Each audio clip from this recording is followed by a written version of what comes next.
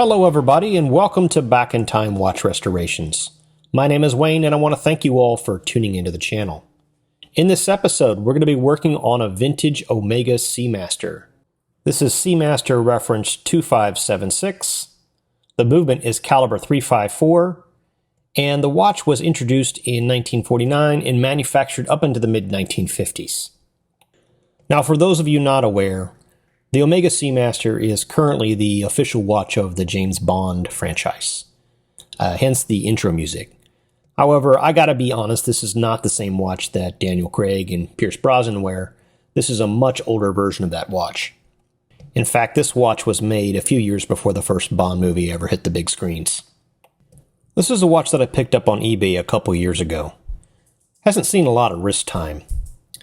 I was in the process of changing the strap on this watch, and I'm ashamed to admit that I dropped it. Ugh. Idiot! Well, that's exactly how I felt when it happened. Unfortunately, the watch is not working anymore. The crown came loose, I can't wind it, I can't set the hands, so we're going to have to figure out exactly what broke when I dropped it. So let's go ahead and get started. And the first thing we need to do is to remove the case back. And this is a screw down case back, so I'm using a friction ball in order to try to turn the case back. But you can see that it's not budging, it won't turn at all. So this is actually a little exciting because this gives me the opportunity to try to use a new tool that I purchased. So this is a watch case back opener that I purchased on eBay some time back. And the way it works is it has these plastic watch holders that are adjustable and they fit between the lugs on the case. And they secure the watch in the base of the tool. And you can see that it has this rotating head above it that has these adjustable pins that fit into the slots on the case back. Now I can adjust the width of these pins to make sure that they're properly aligned into these notches. And then what I can do is I can rotate these pins using levers at the top of the tool. And these levers, or handles, give me more leverage to turn the case back with some force. This is definitely the right tool for the job when you can't get the case back to turn. And I have to say, if you like collecting tools, especially single-purpose, single-function tools, which can sometimes be expensive, man, do I have the hobby for you. So with the case back loosened, we can go ahead and remove it and take a look at the movement. And wow. So I'm a little surprised by the condition of the movement here. The Omega watches from this time period had a copper plating on them, and I don't see that here. I see brass that's exposed on most of the bridges and parts for this watch, which is a little surprising to me, but this is the first time I've had the case back off. Now, this particular movement is what we call an automatic, and that means it has this rotor here that moves back and forth as I move my wrist. And this motion of the rotor actually winds the mainspring. It's actually a pretty intuitive invention when you think about it, that somebody figured out how to use gravity and the motion of someone's wrist to wind up a wristwatch. Now this particular style of automatic is what we call a bumper, which means it doesn't rotate a full 360 degrees. It also will only wind the movement when the rotor is turning in one direction, which is different from some of the more modern automatics, which are more efficient. They spin a full 360 degrees, and they wind the watch when the rotor is spinning in both directions. Now, I'm going to leave the movement inside the case, and I'm going to remove the automatic assembly first. Now, the automatic assembly is held in place by a series of bridges. The upper bridge is secured by a couple of screws, and once those are removed, we can pull that off with our tweezers, which exposes the oscillating weight. And now we can remove the driving gear for the automatic, as well as the lower bridge for the automatic. Now with the automatic assembly removed, we can go ahead and take the movement out of the case. And this should give us a little better view of the dial. Now, this watch is approximately 70 or 75 years old, and the dial's in pretty good condition, all things considered. However, I can see a few areas where it looks like some of the varnish or the protective layer has started to peel off. Now, I think you'll get a better view of this in some of the upcoming close-ups, but that's just something that we're going to have to deal with. So let's go ahead and remove the hands. Now, I would normally move both the hour and minute hand to the 12 o'clock position, but I'm not able to do that even with the crown reinstalled. So we'll have to figure out what's going on there. So we'll go ahead and remove the hands in their current position. And I'm trying a product here from Bergeon. It's a dial protector. And I have to say, when I tried this, I did find it a little troublesome to use. I couldn't quite get the levers below the hour hand like I'm used to with the plastic bag that I don't normally use. So we may give this a try in another project, but for now, I prefer to use the plastic bag when removing the hands. And I'd have to say, if you're considering purchasing this, you may want to save your money. So we went ahead and removed the hands and set them aside. And now we're going to go ahead and remove the dial from the movement. Now, this movement has 2 screws located on the side of the movement, and these screws must be loosened in order for me to remove the dial from the movement. And these screws actually press against small feet at the bottom of the dial, and that's what secures the dial to the movement. Now, once these are loosened, I can take a screwdriver and gently press the dial away from the movement. And I'll do this slowly, and I'll rotate the dial and press the dial away at different locations. And I'll do this until I'm confident that the dial is loose and can be removed. Now, when I'm handling the dial, I'll use my wood tip tweezers to prevent any damage. But wow, look at all the oil on the back of that dial. We can also see the oil all over the movement.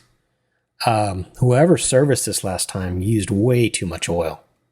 So we'll have to remove that oil during the cleaning process. But for now, I'm going to take the dial and I'm going to put it in this little contraption that I have that suspends it and protects the face of the dial as I'm working on other parts of the watch. And we'll set that aside for safekeeping. So let's continue with the movement disassembly. And I'm setting the movement into my movement holder dial side up, as we want to remove the hour wheel, and we're going to remove the canon pinion with this Presto tool that you see here.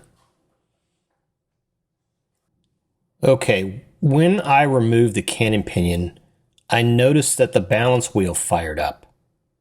I didn't expect this, but this is actually good news.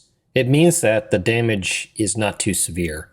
I'm not quite sure why the balance wheel fired up when the canon pinion was removed, but what I want to do is I'm going to put this on the timegrapher to see how it's performing. So the timegrapher is like an echocardiogram for watches. It has a very sensitive microphone, and it lets me see exactly how the movement is performing. And you can see here that the movement's gaining about 60 seconds a day. It has pretty low amplitude. I would expect to see around 220 to 240 degrees, and the beat error is pretty high. So these are things that hopefully we'll be able to address as we service the movement. So I flipped this movement back over to the dial side and threw it under the microscope to give you a better look, as there are a few other issues that I wanted to show you. The first thing I wanted to show you is all of the excess oil on this side of the movement. You can see that it's clearly all over the main plate here, and you shouldn't see that. And the oil's not supposed to spread around like that. And you can see it here on the setting lever spring. And the other thing I wanted to point your attention to is the setting lever is broken. So it looks like the tip chipped off, and that probably happened when I dropped the watch. And that would explain why I can't set the hands and I can't wind the watch. So the setting lever helps control the position of the sliding clutch when I pull out the crown. So it's pretty important, and we'll have to replace that part. We'll either have to order the part online, or we'll have to purchase a donor movement to harvest that part from. The next thing I want to do is to let the power out of the mainspring. We really don't want any tension on the train of wheels as we start to take this movement apart. So I'm pressing against the click, which will disengage the clutch wheel and allow the mainspring to fully unwind. And you can see that the balance has stopped spinning, so we know there's no more power moving down the gear train. With the power let out of the mainspring, the next thing we want to do is to remove the balance. And for those of you that are familiar with mechanical watches, the balance has a very fragile part called the hairspring. And we want to avoid hitting it with a screwdriver or a pair of tweezers and bending it or breaking it. It's very difficult to bend these back into position. It's very expensive to replace them. So we'll remove the screw from the balance cock. It's held in by a single screw. And we'll take this off very carefully and we'll set this aside for safekeeping. It's a difficult angle to remove, so sometimes you have to try a couple different angles of attack, but I got it off with no problem. So this watch actually has a center sweep hand for the seconds, and that means that there's a pinion that extends through the center wheel and attaches to a seconds hand on the dial side. Now this pinion is held in place by this bridge you see here, which is held in by a single screw. And once we remove that, we should be able to pull that small pinion out from the movement, and we'll set that aside. Now that leaves the driving wheel, which is actually attached to one of the wheels on the gear train. It has an extended pivot which comes up through the bridge and attaches to this gear. And I'm using a Presto tool to pull that gear up, and we'll have to use a special tool to reattach that during reassembly. So while I'm working here, I want to revisit the relationship to the James Bond franchise. I've always been kind of fascinated with the product placements in movies and how they change the way that consumers look at these products. And this is especially true for the Bond character, who's always been portrayed as a very sophisticated individual. He wears the finest suits, he drives the fastest cars, and he uses the coolest spy gadgets on the planet. So it makes sense that watch manufacturers want to have the Bond character wearing their watches. So just for fun, I want to take a look at the different watches that the James Bond character has worn. And since there's been 60 years of Bond films, I decided to break this up into different eras, based on the actor that played the role. So we'll start with the OG, Sean Connery, who was the first actor to play the role, starting with Dr. No in 1962, and last played the role in Never Say Never Again in 1983. Now, there are several different watch brands that Sean Connery wore while playing this role, but the one that's most iconic is the Rolex Submariner, reference 6538. He wore this watch in 4 of the movies that he starred in, and is the watch that's most associated with his time playing the role. Now, the next actor to play the role is Roger Moore, who starred in 7 films starting in 1973 with Live and Let Die, up until 1985 with A View to a Kill. Now, I wouldn't say there's a single watch that is strongly identified with his time playing the role. However, I think the most noteworthy thing about the watches he wore is the transition away from watches with mechanical movements to watches with quartz-based movements. And if you watch Roger's movies, you'll see James Bond wearing watches with quartz movements like the Hamilton Pulsar, the Seiko Memory Bank Calendar, and the Seiko Duo display. And this transition makes sense, given that he played the role during the period of time which watchmakers refer to as the Quartz Crisis. Now, I'm going to skip over the Timothy Dalton era, as there were only 2 films made, and in my opinion, there really aren't any noteworthy watches to mention. And this brings us to the Pierce Brosnan era. Now, he played the role in 4 films, starting with GoldenEye in 1995, and ending with Die Another Day in 2002. Now, the Brosnan era is where we see Omega watches come into the picture. And the watch that became iconic from these films is the Seamaster Professional Diver 300M. There were 2 different versions used in these films, starting with reference 254180 in the first film, and this had a quartz movement. And in the remaining films, they transitioned to reference 253180, which has a mechanical movement. Now, the modern-day version of this design is one of the most popular Omega watches sold today. Now, this takes us to the last actor to play the role, and this is Daniel Craig. He played the role in 5 films, starting with Casino Royale in 2006, and his last film, No Time to Die, in 2021. They continued to use the Seamaster, but there were 7 different models used across the 5 films. And this was also the launch vehicle for 2 different versions of the Seamaster, including the Planet Ocean and the Aqua Terra. So that's it. That's all the James Bond watches I'm going to cover. I left out quite a few watches off the list, so if this is something that you find interesting, I'm going to put a few links down in the descriptions below, where you can find some other videos that go into much greater detail on all the watches that were worn by all the actors and all the characters that were in the Bond films over the past 60 years. Now, as we continue to disassemble the movement here, you can see that we're removing the train wheel bridge now. And this is held down by a couple screws which have been removed. And now I need to get the bridge off so I can access the train of wheels. Having a hard time gripping this with my tweezers, but we'll make do. And we'll remove the center wheel first, and we'll give it a quick inspection to see if there's anything that's been damaged. We'll remove the third wheel, the fourth wheel, and we can now remove the escape wheel. I'll go ahead and remove the mainspring barrel, and then we can remove the bridge for the pallet fork. And this is held in place by 2 screws. And with those screws removed, we can now lift up the pallet fork bridge with our screwdriver and pull it away gently.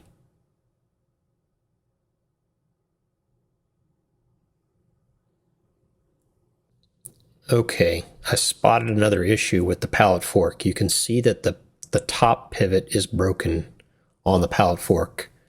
This is something that I'll have to replace. Either I'll have to order another part or we'll harvest it from a donor movement. Probably broke off when I dropped the watch. Not sure. I would suspect that's probably the case. So we'll flip the movement back over to the dial side and we'll continue with the disassembly of the keyless works and the motion works. The keyless works, we're going to go ahead and remove the setting lever spring. That's held in place by these 2 screws here. And once those are removed, we should be able to pull this right off. We'll also remove the setting lever, which we identified as broken earlier. And I'll go ahead and remove the yoke spring, and we'll try to hold this down so it doesn't fly away on us. Success. Okay, we can continue forward with removing the minute wheel and the intermediate wheel, and now we can remove the yoke. Now with the movement disassembled, I can turn my attention to the barrel.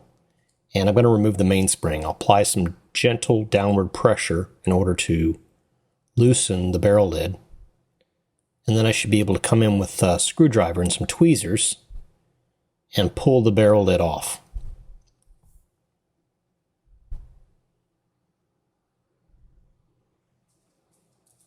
There we go. All right, this exposes the barrel arbor, which I'll remove my tweezers now.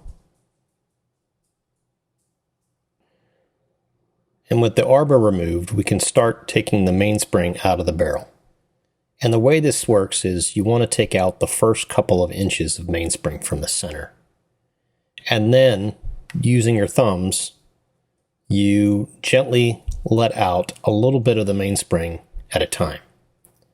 Now, if you've watched some of my previous videos, so far I've been unsuccessful in doing this without it completely flying out of the barrel. So I'm hoping that I can get this at least once to work right like it should on camera. And so far, so good. All right. This is progressing well. All right. Finally, success. It was bound to happen sooner or later. But now we've got the mainspring out. I'm going to spend a couple of minutes cleaning the pivots on the train of wheels. And I'm using a product called E-Flex to gently polish and clean off the pivots. And what I'm trying to do is to remove any remaining oil or dirt on the pivots before we put all the parts in a bath. And we'll repeat this process for every pivot on each wheel in the train.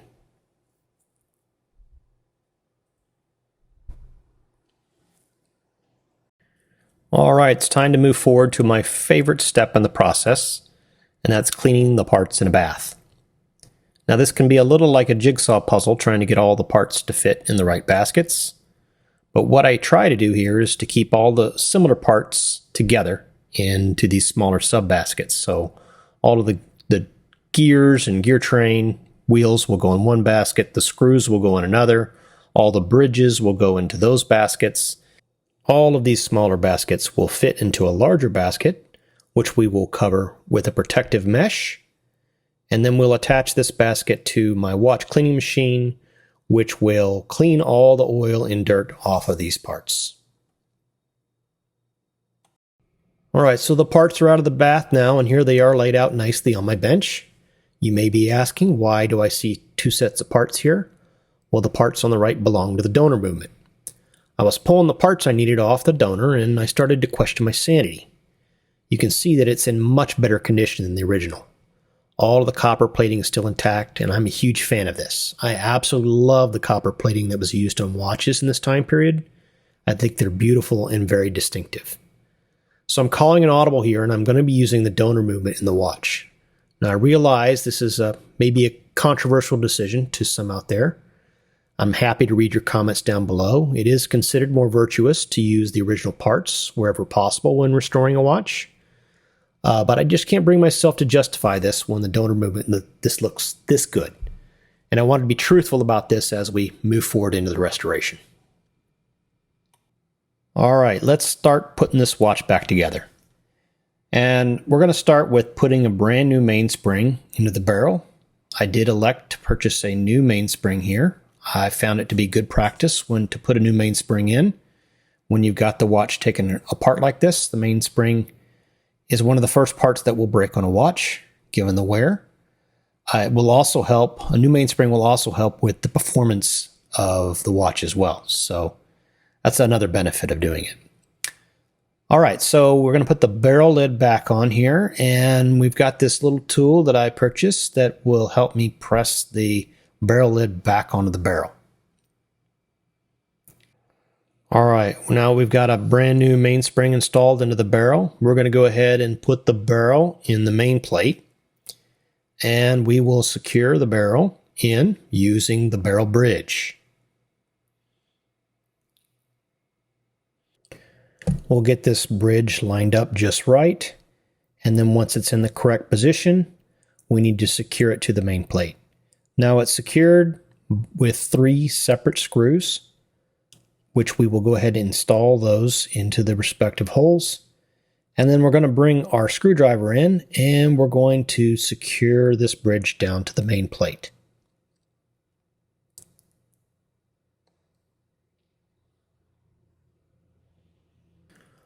So I'm always trying to step up my game in watchmaking, and as part of this restoration, I'm going to be introducing a new product that I've not tried before.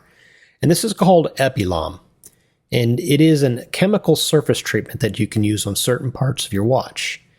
And epilame is very effective at keeping other oils from spreading into areas you don't want them to, so it keeps the oil exactly where you place it.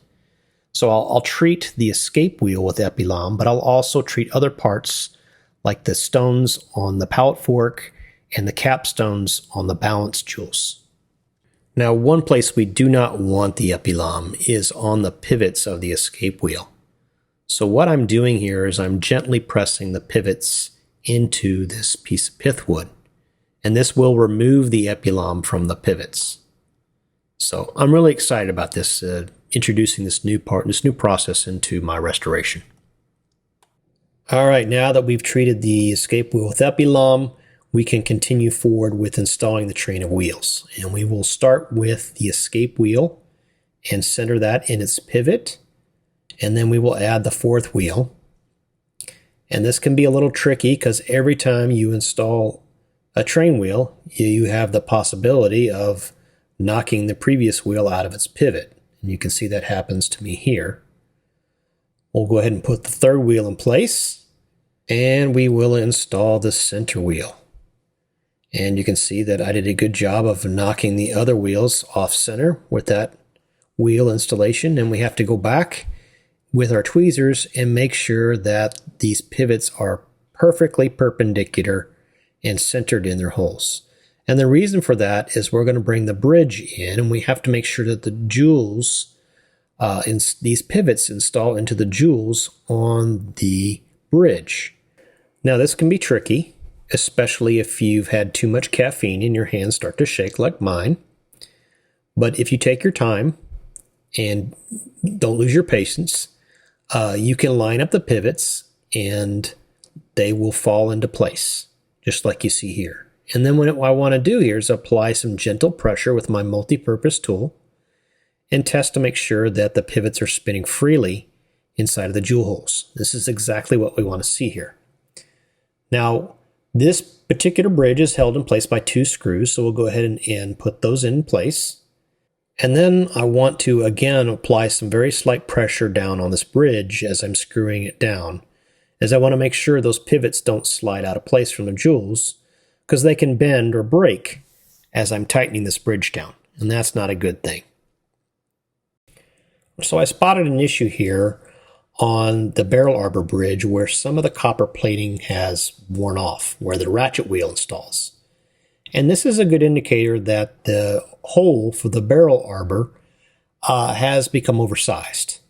And this is common for this vintage. And as I shake this arbor, you can see that it has way too much play. This is called side shake, and this is too much. So there's a couple of different ways to address this. The first one is to remove some of the metal from the bridge and install a bushing.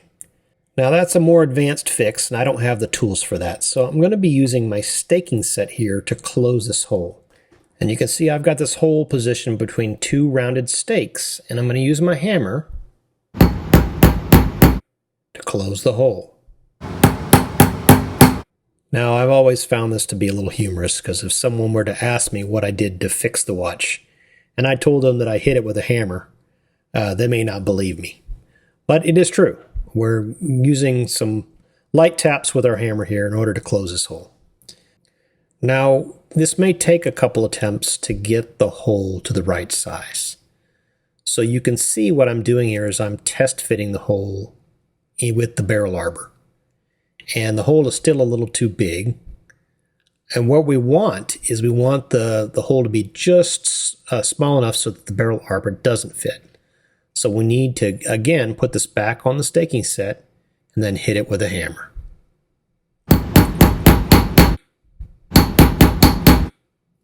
Now when we get the hole to the right size, we need to open the hole back up so that the barrel arbor just barely fits.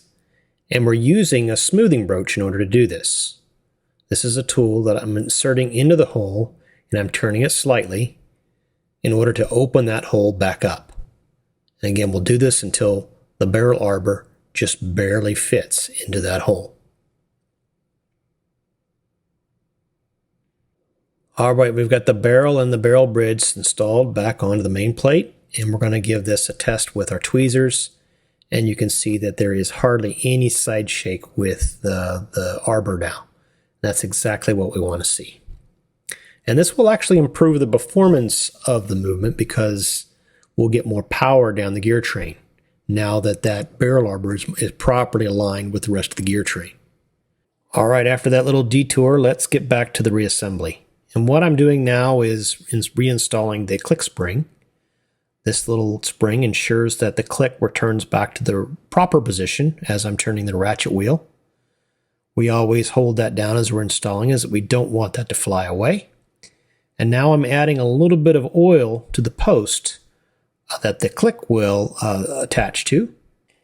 And the function of the click is to prevent the ratchet wheel from turning in the opposite direction when you're winding the mainspring. And it's called the click because of the sound it makes as it's contacting the ratchet wheel. Now the click is held in place by a single screw, so let's get that in place and let's get it screwed down. All right, we're going to move to install the crown wheel. Now the crown wheel comes into contact with the barrel bridge, so we need to put a few drops of oil here where it comes into contact. I'm also going to put a couple drops of oil on the inside of the crown wheel where the crown wheel core comes into contact. And this is just to ensure smooth operation. Now the crown wheel core is held down by a couple of screws, so we'll put those in place, and then we'll bring our screwdriver in and tighten those down.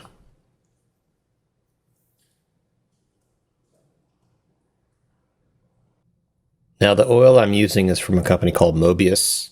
It's called HP1300. And I'm also going to take a little of this oil and I'm going to apply it to the barrel arbor hole where the barrel arbor comes into contact. This is another friction point. We need to add a little bit of oil there. Once the oil is in place, we can bring the ratchet wheel in and get that installed. The ratchet wheel turns the barrel arbor, makes contact with the crown wheel.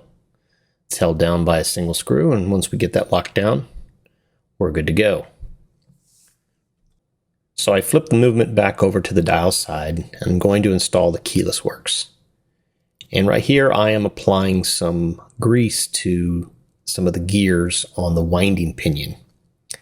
This is a little thicker grease. It's from Mobius. It's called 9501, and it's designed for high friction metal on metal parts. So we'll get that winding pinion installed, and then I'm going to bring in the sliding clutch. Now the function of the keyless works is to control the operation of the hands when you're setting the hands and for winding the mainspring, all from a single crown. And when you pull the crown out on a mechanical watch and turn the crown, it sets the hands, and when you push the crown in and turn the crown, it winds the mainspring. That's the function of the keyless works. So we're applying a little bit of grease to the sliding clutch. Now I'm going to add a little bit of oil to the post where the yoke will install. I'm using the HP1300 here. And now I'm going to install the yoke. Now the yoke interacts with the sliding clutch, so we'll move it up and down a few times just to make sure that it's operating properly. But this brings us to the yoke spring, and this can be a tricky operation, so I always recommend that you take your time with this. What I do is to position the spring exactly where I want with the tweezers. And then I bring in this tool you see here, and I'll pin down the curved end of the spring. And I'll take my tweezers and pull the long end of the spring into position. This is the safest way I found to do this. And then what we need to do now is to bring that blue grease, the Mobius 9501, and add a little bit of grease in between the spring and the yoke, and then we'll add some of that grease to the end of the yoke where it comes into contact with the setting lever. Now I got a little too much on there, so I'll bring the Rodico in to remove some of that excess grease. With that done, we can install the intermediate wheel and the minute wheel, but before I do, I want to apply a little bit of oil to the posts for those gears. This is HP1300. And once I apply just a little bit of oil to those posts, we can bring those gears in. This is the intermediate wheel, and then this is the minute wheel. Line up those gears. There we go. Now with those gears installed, we can now move on to installing the setting lever spring. Now this doesn't look like a spring, but it is. It interacts with the setting lever, as the name implies. But it adds a little bit of tension to the setting lever so that you get the proper play when you're setting the crown. Now there's two screws that hold the setting lever into place, so we'll get those installed and we'll get those screwed down. Now the next thing we need to do is to add a little bit of oil where the setting lever spring interacts with the setting lever. Again, we're going to be using this blue Mobius 9501 grease, and we'll pull the spring so that it makes contact with the setting lever. And again, we want to make sure that we remove any excess oil. Excess oil tends to move to other parts of the watch, and that's not always a good thing. So now the keyless work is assembled. We will give it a try. Pull the crown in and out a couple times just to make sure that everything is interacting the way it should. And everything looks good here. All right, we're very close to having a running watch again. I flipped the movement over and we're fixing to install the balance wheel, but before we do, we need to put the pallet fork and the pallet fork bridge in. The pallet fork interacts with the escape wheel and with the balance wheel. its function is to transfer the power from the train wheel bridge to the balance wheel. And if you recall from the beginning of the video during the disassembly, the pivot on the pallet fork was broken. So this is a delicate part, and that's why it's important to make sure that the pivot is lined up properly into its jewel before we screw down the pallet fork bridge. If the pivot is not properly aligned, we risk bending or breaking the pivot on the pallet fork. And we don't want to be in that position because we'll end up having to either purchase a part or buying another donor movement. I want to try to avoid that, as the parts for these vintage Swiss movements are rather pricey. So it never hurts to take some extra precaution. All right, moment of truth. It's time to see if we can get the heart started on this watch again. I've got the balance wheel, and I'm going to lift the movement up so I can get it underneath the center wheel. I'm also installing it at an angle so that the impulse jewel at the bottom of the balance will come into contact with the pallet fork at the right position. And it fired right up. This is exactly what we want to see here. And it looks like it's spinning with pretty good amplitude. And this is, for me, the most rewarding part of this process is seeing the balance wheel spin up like this. It's a bit like hearing an engine fire up on a car that you've been working on. If you've ever done any automotive work and you turn the key on the ignition and the car fires up, it's kind of what it feels like to me. All right, now that the watch is running again, we need to add some oil to the jewels on the movement to ensure the best possible performance. And what I'm doing here is I'm removing the jewel settings from the balance wheel assembly. These jewel settings had two different parts. There's a cap jewel and then there's a chaton. Now I've treated the capstones with the epilame that I showed you earlier in the video, and now I'm applying a small drop of oil to the top of those capstones, and then we'll reinstall them into the chaton. The epilame will ensure that the oil stays exactly where we want it. And where we want it is right on top of those pivots of the balance wheel.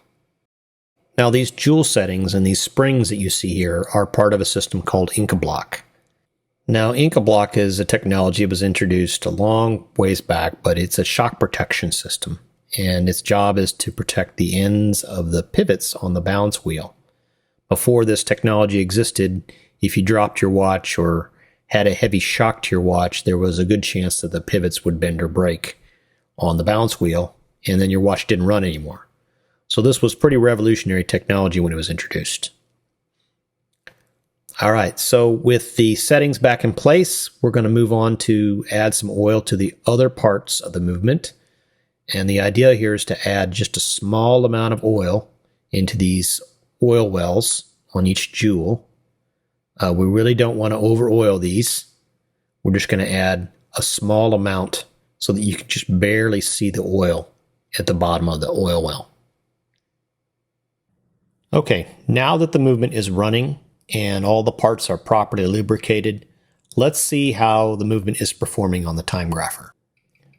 All right, well, this is actually a pretty good starting point. We're only losing about 30 seconds a day. The amplitude is 250 degrees, which is really good. And the beat error is right where we want it to be. Anything below 1 millisecond is pretty good. Let's see if we can improve upon this. All right, after a little bit of tuning, here's where we're at. We were gaining about 6 seconds a day, which is much better than where we were. The amplitude is just beautiful. 270 degrees is almost perfect. And then my beat error is 0.4 milliseconds. Went up a little bit, but we're still well below the 1 millisecond target. So I'm very happy with the performance, and we're going to stop here with tuning the movement.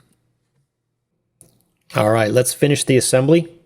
And I need to reattach the driving wheel for the center sweep hand. This attaches to an extended pivot on the gear train, which extends through the bridge. And once that's in place, we can reinstall the pinion for the center sweep hand. Now I need to add a little bit of oil to the head of the pinion, but this pinion extends through the center wheel and attaches to the center sweep hand on the dial side. Now to finish this off, we need to go ahead and install the small bridge which secures the center sweep hand pinion in place. This was held in by a single screw, so once we have this lined up, we'll secure the bridge down with the screw. And then what we need to do is we need to add a small drop of oil where the pinion comes into contact with this bridge. What we don't want to do is impact all the performance tuning that we did. Alright, I'm going to turn my attention to reinstalling the automatic assembly. And I'm installing the banking stop now, and you can see there are two springs that are loaded inside of the banking stop. These springs are what the oscillating weight contact with when they reach the top of their arc. And this is why they call this particular movement a bumper, because the rotor or the oscillating weight actually bumps into those springs. And this is something that you can actually feel as you're wearing this watch. It's actually kind of a funny sensation, but that's why they call this particular automatic a bumper. Okay, so we've got the oscillating weight in place, and we're going to reinstall the upper bridge. Now, before I screw down the upper part of the bridge, I'm going to apply some pressure on the bridge, and I'm going to rotate the oscillating weight in both directions. And what I'm doing here is I'm ensuring that the oscillating weight will reach the top part of the arc in both directions. This needs to occur in order for the automatic to work properly. Now, the upper bridge is held in place by two screws, so we'll get those installed and we'll get those screwed down. And then once those screws have secured the upper bridge, we'll need to bring in a little bit of oil, and we'll need to oil the oscillating weight jewel. And then we're going to add a little bit of oil to the driving gear for the automatic. All right, we're going to flip the movement over and install the dial. We have a close-up now of the dial, and you're going to start to see some of the blemishes and imperfections.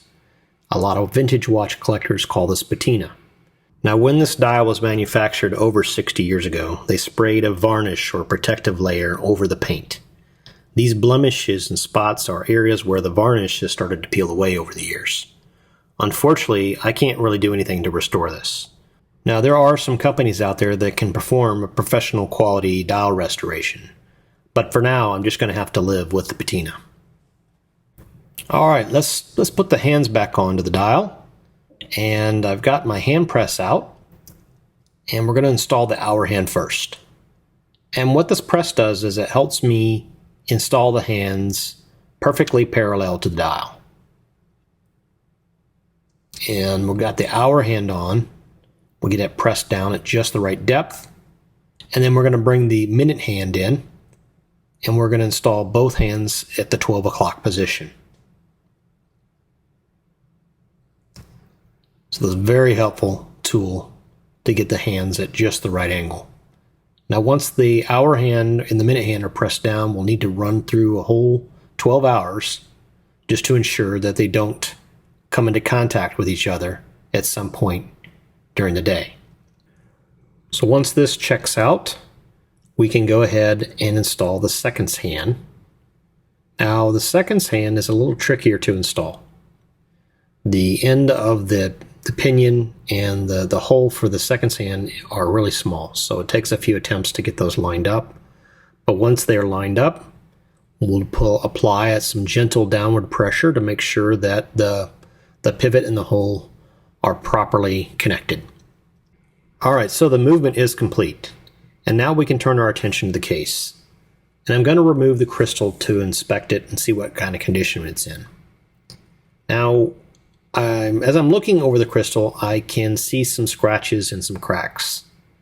And I think I'm going to go ahead and order a brand new crystal for this. It just makes sense. So what I'm doing now is I'm going to clean up the case a little bit before we put it in an ultrasonic bath. And what I like to do is I like to take a little piece of pegwood and run it over the surface of the case. Now, I'll do this on the case and on the case back, and I found this makes the ultrasonic bath even more effective if I run the pegwood over and loosen up some of the dirt. I've also find this kind of therapeutic, so it's oddly satisfying. All right, so let's put the case and the case back into the ultrasonic cleaner. And the way the ultrasonic works, it uses high-frequency sound waves, which create microscopic cavitation bubbles in the cleaning solution. And these bubbles form and collapse very rapidly, and this is very effective at removing dirt and contaminants off the surface of parts. It does a good job of getting in the hard-to-reach places as well, and this is the reason that jewelers and watchmakers use the ultrasonic cleaners. Okay, we let the case dry out, and now we need to install the new crystal. Now, the crystal has a metal tension ring which is embedded on the inside of the crystal near the base. And I need to use my crystal press here to apply some very even downward pressure on the crystal. As I apply more pressure, the tension ring is going to compress, and once the crystal finally snaps into place, the tension ring is going to hold the crystal securely in place without any other adhesive.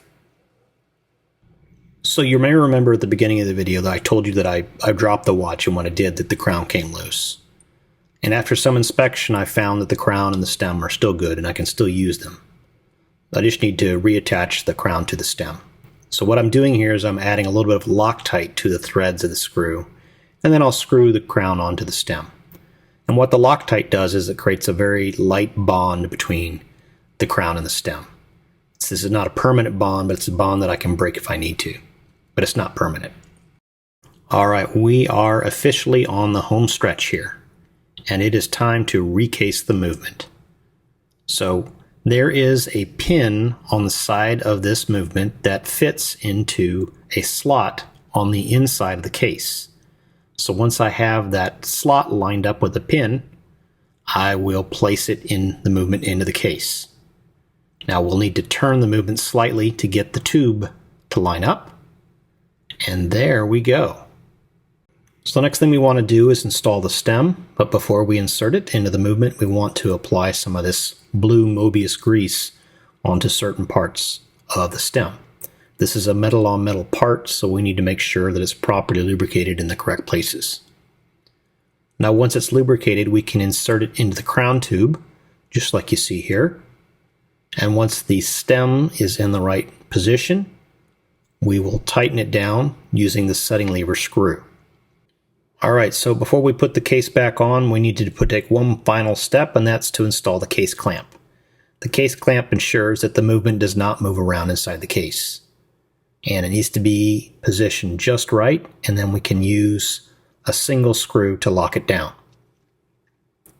And then once the screw is in place, we'll bring in our trusty screwdriver and we'll lock down the case clamp. Just like this. Okay, so we can put the case back on now, but before we do, I want to lubricate the O-ring. To do this, I'm going to apply some silicone grease to the O-ring. Now what the silicone grease does is it improves the seal between the O-ring and the case. By improving the seal, we are improving the water and the moisture resistance of the case back. Now the grease makes it a little tricky to install the O-ring, but we'll use my gloves and my tweezers here, and we'll stretch the O-ring onto the case back. Just like you see right here. Alright, looks good. And with that, we can screw down the case back. We'll use my friction ball here to screw down the case back. And with that, we now have a completed watch. Oh yeah, look at that. I put a brand new alligator strap on the watch and I think it looks fantastic. Now this watch doesn't shoot laser beams or grappling hooks or have remote detonation capabilities, but I think James Bond would approve. What do you think, Mr. Bond? Do you like it?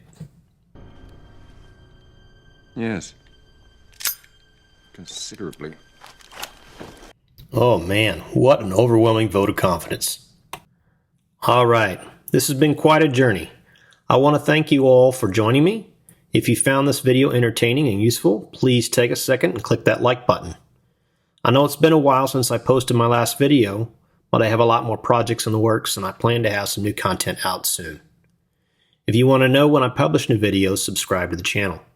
I appreciate it, it really does help. So that's a wrap. Goodbye for now, and we'll catch you in the next episode.